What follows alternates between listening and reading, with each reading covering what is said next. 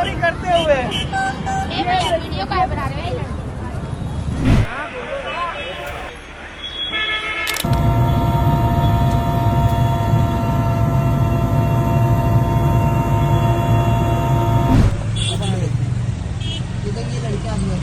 क्या वाकई प्रधानमंत्री नरेंद्र मोदी और योगी आदित्यनाथ की कुर्सी खतरे में है? यह सबसे बड़ा सवाल है। क्या वाकई बीजेपी की अब उल्टी गिनती शुरू हो रही है?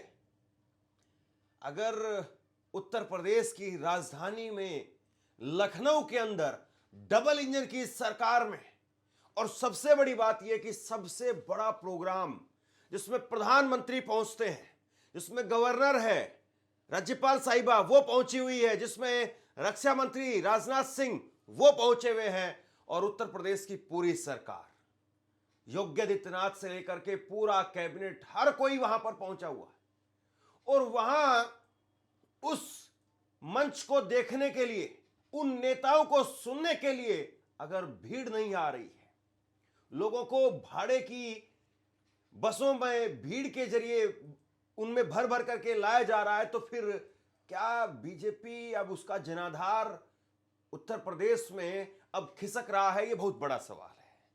ये वही बीजेपी है, ये वही उत्तर प्रदेश है जहां पर अमेठी में राहुल गांधी चुनाव हार गए। अखिलेश यादव का कुनबा केवल 4-5 सीटों तक सिमट करके रह गया, उससे आगे नहीं जा पाया। लेकिन देखिए, वक्त जो है वो हर किसी की एक एक्सपायरी डेट लेकर के आता है, और बीजेपी के जनाधार की भी एक्सपायरी डेट जो दिखाई दे रही है। चलिए सबसे पहले आप ये तस्वीरें देख लीजिए, बहुत कुछ ये तस्वीरें बयां कर देती है। ये तस्वीरें आप देखिए किस तरीके से बसों का, यहां पर हजारों बसों का यहां पर भीड़ जो है वो आपको दिखाई दे रही है, हजारों बसों की भीड़ है। और सबसे बड़ी बात यह है, सरकारी बसें लगाई गई है, सरकारी बसें लगाई गई हैं इस कार्यक्रम के लिए भी। आखिरकार क्या जरूरत थी भाई? यह कार्यक्रम बीजेपी के नेताओं की प्रतिमा का कार्यक्रम था, और इसके लिए सरकारी बसें लगाई जा रही हैं। कमाल है साहब।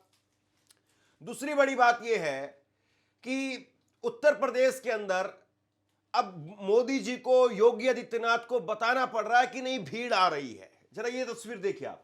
ये तस्वीर जो है साझा की गई है प्रधानमंत्री नरेंद्र मोदी की तरफ से। प्रधानमंत्री नरेंद्र मोदी, कहा जा रहा है कि उन्होंने खुद से हेलीकॉप्टर में बैठ करके और ये पूरी तरह से ये नज़ारा जो है वो अपने मोबाइल में कैद किया है। हालांकि ये सब मार्केटिंग की बातें होती हैं। कहाँ नरेंद्र मोदी मोबाइल लेकर के वीडियो बनाने वाले हैं, वो किसी ने बना दिया होगा और मोदी जी के नाम से पोस्ट किया गया, और फिर उसके बाद में कहानियां बना करके खबरों में, मीडिया में बता दिया गया। लेकिन समझने वाली बात यह है कि साहब अब उत्तर प्रदेश में भी भीड़ में आपको जो है वो इस तरीके से जुटानी पड़ रही है। मुझे लगता है कि दो तस्वीरें अपने आप में पूरी खबर को बयां कर देती है। जरा देखिए, एक तरफ बसों की भीड़ है और एक तरफ वो भीड़ है जो बीजेपी बता रही है। अब इसमें सच क्या है आपके सामने है।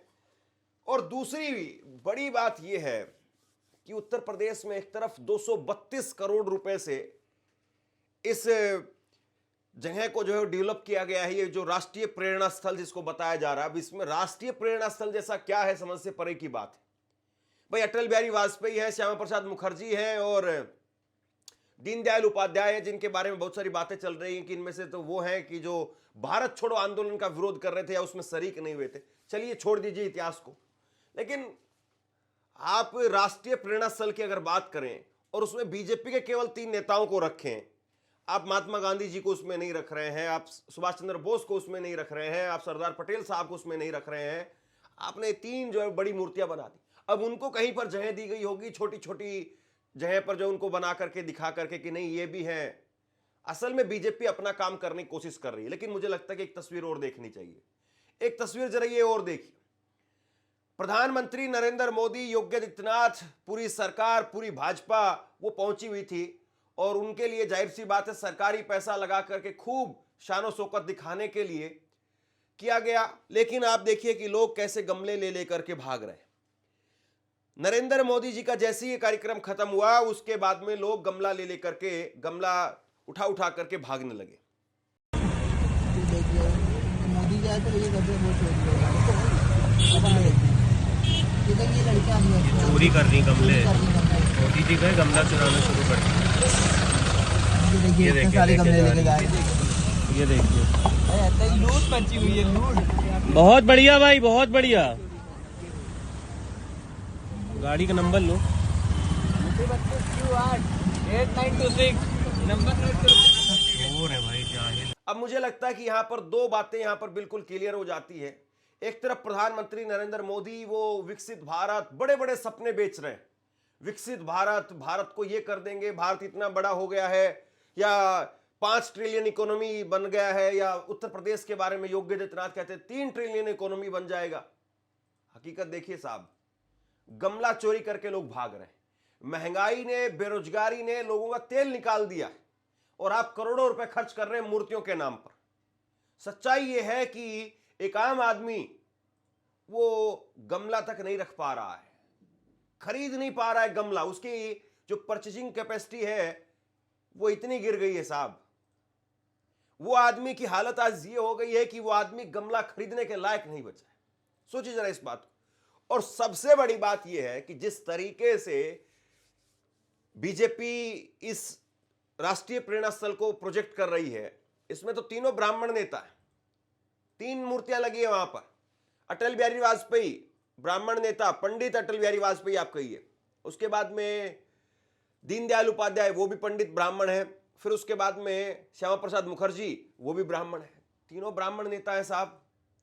तो यानी जो पिछड़ों की बात या पीडीए की बात होती है उत्तर प्रदेश में, उसका यहां पर कुछ दिखाई नहीं दे रहा है कि कहीं पिछड़ों को जगह मिली हो। कल्याण सिंह को आप लगा देते, आप ही के नेता है कल्याण सिंह, पिछड़े समाज से आने वाले, उनकी मूर्ति लगा देते, एक बड़ी सी मूर्ति उनकी भी 4 लग जाती, 5 लग जाती। ये 65 एकड़ में फैला हुआ परिसर है, ये 65 एकड़ में, तो यहां तो बहुत सारी मूर्तियां लग सकती थी। केवल 3 ही क्यों? एक मोदी जी की भी जो है लगवा देते कहीं पर साइड में करके, वो भी तो आजकल राष्ट्रीय प्रेरणा स्थल से कम थोड़ी ना है, उनकी भी मूर्ति लग जाती।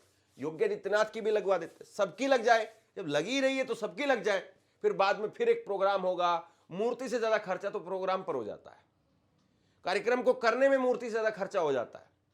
अब यहां पर 232 करोड़ रुपए जो है बताया जा रहा है कि सारा खर्चा आया है, लेकिन 232 करोड़ रुपए केवल नहीं है। सवाल यह है कि जिस तरीके से नरेंद्र मोदी 5 किलो अनाज, 5 किलो अनाज, 5 किलो अनाज कहते हैं, वही तस्वीर, और जब उसके बाद में वो कहते हैं नहीं हमने इतने लोगों को गरीबी से बाहर कर दिया है, और उसके बाद में मूर्तियों के उद्घाटन के बाद लोग जैसे गमले चुरा करके भागते हैं, आप कड़ी से कड़ी मिला करके देखिए, आपको सच्चाई सामने आ जाएगी कि आखिरकार किस तरीके से जो है वो यहां पर नरेंद्र मोदी की कथनी और करनी में कितना अंतर है। और जरा सोचिए इस बात को कि अगर लखनऊ में भी भीड़ जुटाने के लिए बसों का सहारा लेना पड़ रहा है, तो क्या इस बार 2024 से भी बुरा हाल होने वाला है?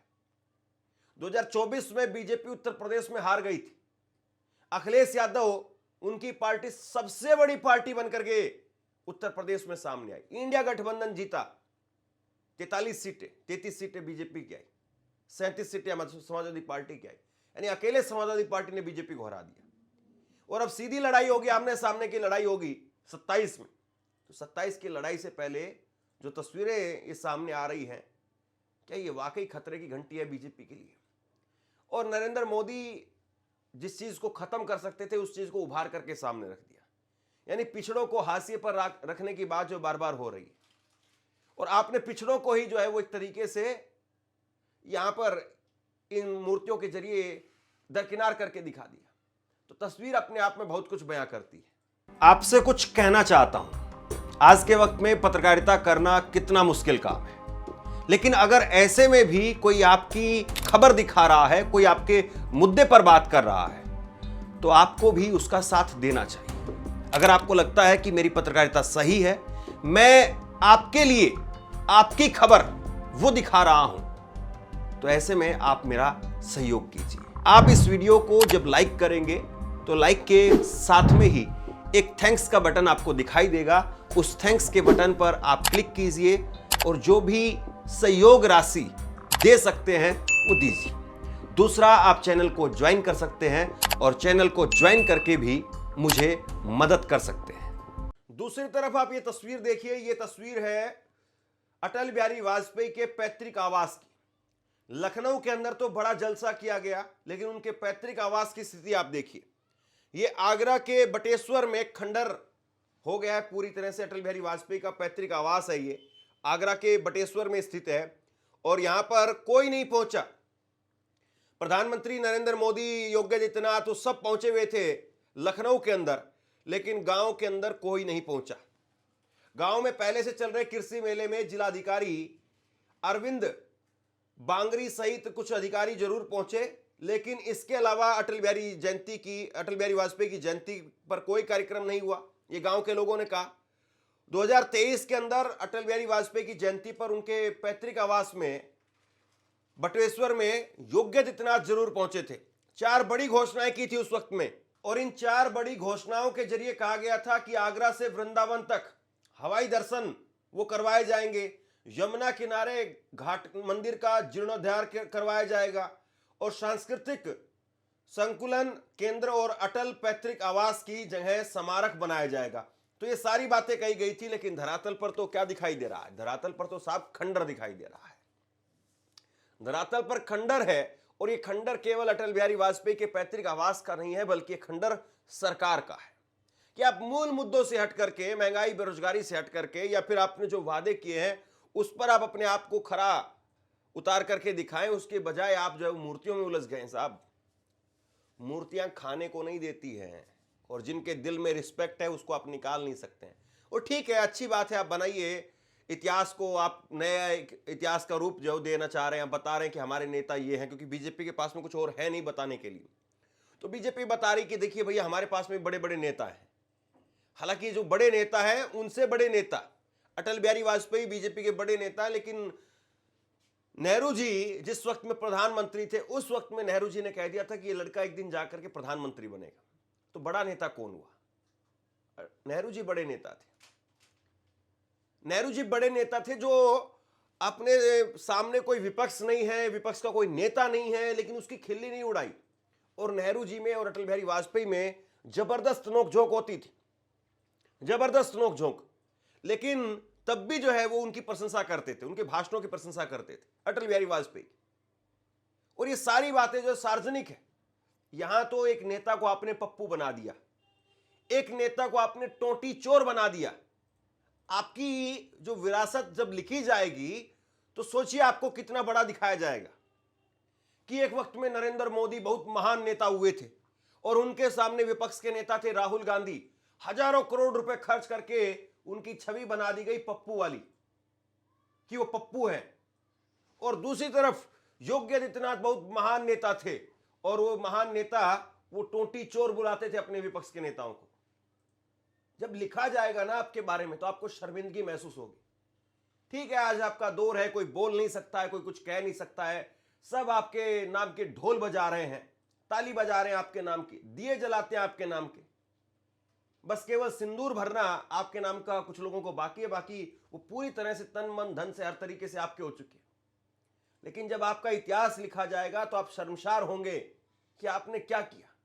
आपने अपनी पार्टी के अंदर लोगों को नहीं छोड़ा, मार्गदर्शक मंडल में लोगों को भेज दिया। छोड़ दीजिए आप विपक्ष के नेताओं के साथ में आप क्या कर रहे हैं क्या नहीं कर रहे हैं। आपने ये शिवराज सिंह चौहान जैसे नेता को उठा करके कहां रख दिया, आपने वसुंधरा राजे जैसे नेता उसको उठा करके साइड में किनारे। तो आप अपनी पार्टी के नेताओं को नहीं सहन कर रहे हैं, और ऐसे ऐसे लोगों को बनाया गया सीएम, बिल्कुल यस मैन, यस मैन। और अब तो सीएम पर्ची वाले सीएम थे और अब पर्ची वाले अध्यक्ष आ गए। तो जो आपकी राजनीतिक विरासत जब लिखी जाएगी कि आपने क्या कुछ किया, किस तरीके से किया, तो आप शर्मसार हो जाएंगे साहब। अटल बिहारी वाजपेयी के नाम पर एक तरफ इतना बड़ा जो है वो भव्य आलीशान पार्क बना दिया गया, लेकिन दूसरी तरफ उनके पैतृक आवास में आप 4 ईंट नहीं लगवा पाए। क्या सरकार के लिए मुश्किल काम है। एक पैतृक आवास को रख रखाव उसका करना है, उसको ठीक करना है, मुझे लगता है 10-20 लाख रुपए खर्च होंगे। और ये भी मैं बहुत ज्यादा बता रहा हूं, 10-20 लाख रुपए खर्च होंगे। आप ऐसे मान करके चलिए कि आपके गांव में कोई पुरानी हवेली है, कोई पुराना मकान है, वो खंडर में थोड़ा तब्दील हो गए, उसको ठीक करने में, उसको दोबारा से उसको उसी तरीके से बनाने में कितना रुपए खर्च होगा। आधा तो वो मकान बना हुआ है, उसको बस ऊपर से बनाना है, उसको ठीक करना है, उसको चिनाई वगैरह करनी है, उसको रंग पुताई करनी है, उसमें कोई टाइलें नहीं लगानी है आपको, उसमें कोई आलीशान जो है वो शौचालय वगैरह नहीं बनाना है आपको, साधारण सारी चीजें रहेंगी उसमें। और कोई आने वाला भी नहीं खास तौर पर उसमें, बस केवल उसको स्मारक के तौर पर बना करके रखा जाएगा आप ये काम नहीं कर पाए, ये काम जो है वो नहीं कर पाए, वो खंडर में तब्दील हो गया उनका घर। तो यानी कुल मिलाकर के ये है कि आपकी कथनी और करनी में कितना अंतर है साफ तौर पर दिखाई देता है, साफ तौर पर, कि जहां पर आप जो है मीडिया की लाइमलाइट में आने के लिए, हेडलाइन बनाने के लिए या सेल्फी, अब आप सोच रहे हैं कि वहां पर अटल बिहारी वाजपेयी का जो पैतृक आवास है वहां पर कौन जाता। बहुत सारे लोगों को तो यह भी नहीं पता होगा कि आगरा के अंदर कोई उनका पैतृक आवास है, बहुत सारे लोगों को तो यह भी नहीं पता होगा। लेकिन लखनऊ में लोग आएंगे, फोटो खिंचवा करके जाएंगे, फिर वहां पर जाकर के चर्चा होगी, देखो मोदी ने कितना शानदार बनवाया है, और आपको वोट मिलेंगे। सारा काम वोटों के लिए, वरना मूल भावना अगर आपकी होती अटल बिहारी वाजपेयी के साथ में, तो सबसे पहले तो जहां पर वो रहते थे, जहां पर उनका पैतृक आवास था, उसको ठीक करवाते।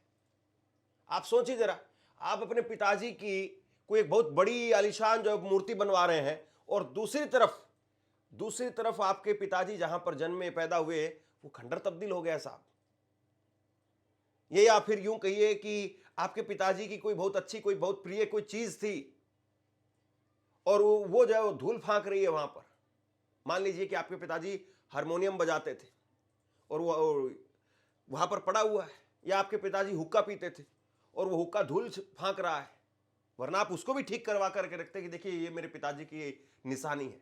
बहुत सारे लोग अपने माता पिता की पुरानी गाड़ियों को बहुत सजा करके, संजो करके रखते कि ये मेरे पिताजी की मोटरसाइकिल थी, इसको मैं नहीं बेचूंगा। बहुत सारे लोग हैं, बहुत संजो करके रखते हैं उसको। तो आप सोचिए कि किस तरीके से, कैसे चीजों को गढ़ा जाता है और फिर चीजों को कैसे बताया जाता है, लेकिन हकीकत से बीजेपी कोसों दूर जा रही है, और इसीलिए आज बीजेपी की स्थिति हो गई है। बीजेपी का अपना वोटर उनके पास में नहीं है। उत्तर प्रदेश में अयोध्या जैसी सीट वो हार जाते हैं। अयोध्या में राम मंदिर बनने के बाद में अयोध्या के लोग उनको इसलिए वोट नहीं दे रहे क्योंकि वो तोड़फोड़ की, बुलडोजर की राजनीति कर रहे हैं। वो बना नहीं रहे हैं बल्कि मिटा रहे हैं, इसलिए अयोध्या में हार गए। तो बहुत सारी बातें हैं, और सबसे बड़ा सवाल तो यही है कि जिस तरीके से नरेंद्र मोदी काम कर रहे हैं, योगी आदित्यनाथ काम कर रहे हैं, क्या 27 में बीजेपी सरकार बना पाएगी, या जिस तरह के संकेत दिखाई दे रहे हैं, बीजेपी वाकई बहुत बड़ी मुसीबत में है। आप क्या सोचते हैं नीचे कमेंट बॉक्स में लिख करके जरूर बताइए, और इस खबर को शेयर कीजिए। धन्यवाद।